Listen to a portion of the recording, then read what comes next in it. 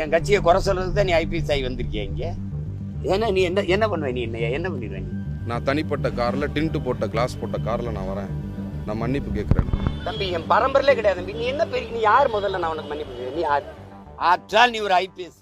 ஒரு அரசியல் கட்சியின் தலைவர், ஒரு ஐபிஎஸ் அதிகாரி இடையேயான இந்த மோதல் தமிழ்நாட்டின் ஹாட் டாபிக் ஆகியுள்ளது. இது நாம் தமிழர் கட்சியின் தலைமை ஒருங்கிணைப்பாளர் சீமான் மற்றும் வருண்குமார் ஐபிஎஸ் இடையேயான மோதல் விவகாரம். இந்த விஷயத்தின் தொடக்க புள்ளி என்ன, தற்போதைய சர்ச்சைகள் என்ன, சற்று விரிவாக இந்த காணொளியில் பார்ப்போம். கடந்த ஜூலை மாதம் நடைபெற்ற விக்கிரவாண்டி இடைத்தேர்தல் பிரச்சாரத்தின் போது நாம் தமிழர் கட்சியின் வேட்பாளர் மருத்துவர் அபிநயாவை ஆதரித்து அக்கட்சியின் கொள்கை பரப்பு செயலாளரான சாட்டை துரைமுருகன் பிரச்சாரம் செய்தார். அப்போது முன்னாள் முதலமைச்சர் கருணாநிதியை அவர் இழிவு செய்ததாக குற்றச்சாட்டு எழுந்தது. இது தொடர்பாக வழக்கு பதிவு செய்த திருச்சி சைபர் கிரைம் போலீசார் தென்காசியில் தங்கியிருந்த துரைமுருகனை கைது செய்தனர். அடுத்து வந்த நாட்களில் நாம் தமிழர் கட்சி நிர்வாகிகள் குறித்து சீமான் பேசியதாக சில தனிப்பட்ட ஆடியோ பதிவுகள் இணையதளத்தில் வெளியானது. இதன் பின்னணியில் அப்போதைய திருச்சி எஸ்பியான வருண்குமார் உள்ளதாக சீமான் குற்றம் சாட்டியிருந்தார்.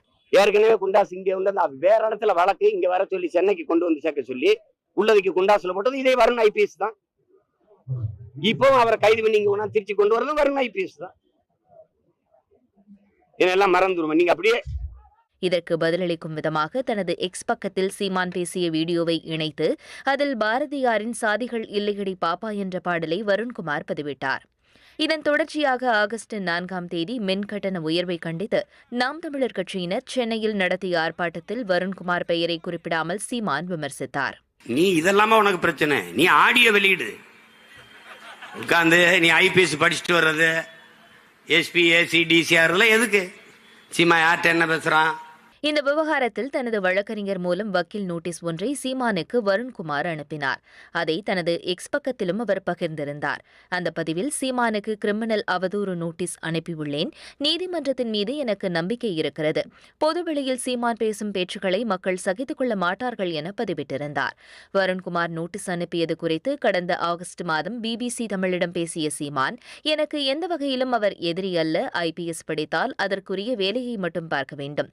திமுக தலைமையிடம் நற்பெயரை பெறும் நோக்கில் அவரது செயல்பாடுகள் அமைந்துள்ளன. துரைமுருகனை கைது செய்த 2 முறையும் செல்போன்களை பறித்துள்ளனர். அந்த செல்போனில் உள்ள உரையாடல்களை எடுப்பதுதான் ஓர் ஐபிஎஸ் அதிகாரியின் வேலையா? என்னுடைய கட்சிக்காரர்களிடம் நான் பேசுவதில் இவருக்கு என்ன பிரச்சினை?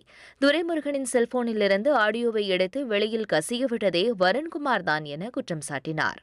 வழக்கறிஞர் நோட்டீஸை வருண்குமார் அனுப்பியது குறித்து கேட்டபோது அதை சட்ட ரீதியாக நீதிமன்றத்தில் சந்திக்க உள்ளதாகவும் பிபிசி தமிழிடம் சீமான் தெரிவித்தார்.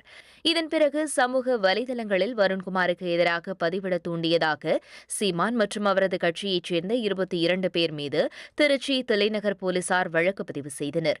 இந்த வழக்கில் 2 பேர் கைது செய்யப்பட்டனர். இந்நிலையில் சண்டிகரில் நிகழ்ந்த ஒரு சம்பவம் இந்த விவகாரத்தை மேலும் தீவிரப்படுத்தியது.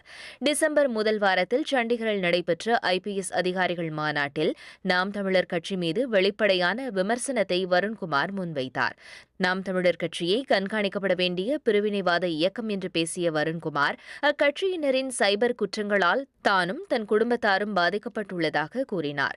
இதற்கு பதிலளித்த சீமான், இந்திய தேர்தல் ஆணையத்தால் பதிவு செய்யப்பட்ட கட்சியை பிரிவினைவாத இயக்கம் என கூறுவதா என எதிர்வினையாற்றினார். இந்திய அரசியல் அமைப்பு அதன்படி நாங்கள் பதிவு செஞ்சு தேர்தல் ஆணையத்தில் 13 ஆண்டுகளாக இந்த அரசியல் இயக்கத்தை நடத்துகிறோம். ஒரு மக்கள் இயக்கம், மக்களோடு சந்தித்து தேர்தலில் நின்று அவங்களே சின்னம் கொடுத்துருக்காங்க, நின்றுருக்கோம். 36 லட்சம் வாக்கை வாங்கி 3வது பெரிய கட்சியாக வந்து தனிச்சு நின்னே அங்கீகாரத்தை பெற்று ஒரு கட்சியாக இருக்கும்போது நீங்கள் திடீர்னு இதை பிரிவினைவாத இயக்கம் அதை வந்து நீங்கள் கண்காணிக்கணும் அப்படின்னா இவர் தான் நாட்டை ஆள்றாரா?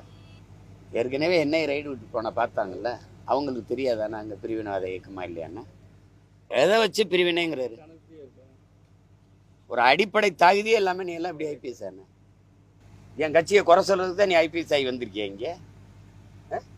சரி, மோதுறதுன்னு ஆயிடுச்சு, மோதுவோம் வா. ஏன்னா நீ என்ன பண்ணுவ? நீ என்ன பண்ணிடுவ? நீ என்ன பண்ணுவேன்னு சொல்லு. ஆற்றால் நீ ஒரு ஐபிஎஸ். இந்நிலையில் திருச்சி குற்றவியல் நீதிமன்றத்தில் சீமான் மீது வருண்குமார் கிரிமினல் அவதூறு வழக்கு ஒன்றை தாக்கல் செய்திருந்தார். இந்த வழக்கில் திங்களன்று நீதிமன்றத்தில் ஆஜரான வருண்குமார் பின்னர் செய்தியாளர்களிடம் பேசியபோது சீமான் மீது சில விமர்சனங்களை முன்வைத்தார். நீங்கள் பார்த்தீங்கன்னா தமிழ்நாட்டில் எவ்வளவோ அரசியல் கட்சிகள் இருக்குது. யாருமே இந்த மாதிரி பண்ண மாட்டாங்க. தனிப்பட்ட முறையில் ஒரு அதிகாரியை தாக்குறது, அவர் குடும்பத்தை தாக்குறது, இது திரு சீமான் மட்டும்தான் பண்ணுறாரு. அவர் கட்சிக்காரங்க மட்டும்தான் பண்ணுறாங்க. யாருடைய தாய்மொழி என்ன, யார் எந்த ஊர்லேருந்து வந்தாங்கன்னு கேட்குறதுக்கு இவருக்கு என்ன உரிமை இருக்குது? சட்டையை கழட்டி வச்சுட்டு வாங்குறாரு. இந்த சட்டைக்காக நான் தவம் கடந்திருக்கேன். எத்தனையோ ஆண்டுகள் படிச்சிருக்கேன், உயிரை விட்டு படிச்சிருக்கேன். சீமான் தொழிலதிபர் ஒருவர் மூலம் மன்னிப்பு கேட்பதாக தூதுவிட்டார் எனவும் வருண்குமார் கூறினார். தொழிலதிபர் மூலமாக இந்த பிரச்சனைக்கு நடுவில் வார்த்தை அனுப்பி விடுறாரு. நான் தனிப்பட்ட காரில் டின்ட்டு போட்ட கிளாஸ் போட்ட காரில் நான் வரேன், நான் மன்னிப்பு கேட்குறேன். நான் அதை ஒத்துக்கலை, எனக்கு உடன்பாடு இல்லை, நான் சொல்லிட்டேன். இதற்கு டிசம்பர் 31ஆம் தேதி பதிலளித்த சீமான், வருண்குமார் தான் தொழிலதிபரை அனுப்பியதாக கூறியதோடு பல்வேறு விமர்சனங்களை முன்வைத்தார். அவ்வளவு பெரிய சீன்லாம் இல்லையே, அவ்வளவு பெரிய அப்பா டாக்கர் அவரு. நான் போய் மன்னிப்பு தம்பி, அவர் ஏதோ காமெடி பண்ணிட்டு அலைகிறாருன்னு. தம்பி, என் பரம்பரையிலே கிடையாது தம்பி. நீ என்ன பெரிய, நீ யார் முதல்ல? நான் உனக்கு மன்னிப்பு, நீ யார் முதல்ல? நீ யாருன்னு முதல்ல சொல்லு எனக்கு. நீ யாரு? நீ உன்ட்ட மன்னிப்பு தவறு செஞ்சது நீ. நான் மன்னிப்பு சரி, நம்ம தொழிலதிபர் கூட்டி வா. நீ பொது வெளிக்கு வந்துட்டீங்களவா? கூட்டி வா, நீ கொண்டு வா. யார் அந்த தொழிலதிபர்? நீ கெஞ்சின பத்திரிகையாளர்களை விட்டு, உயர் காவல்துறை அதிகாரிகளை விட்டு, நீ சொல்ற ஆளை விட்டு எந்த கெஞ்சின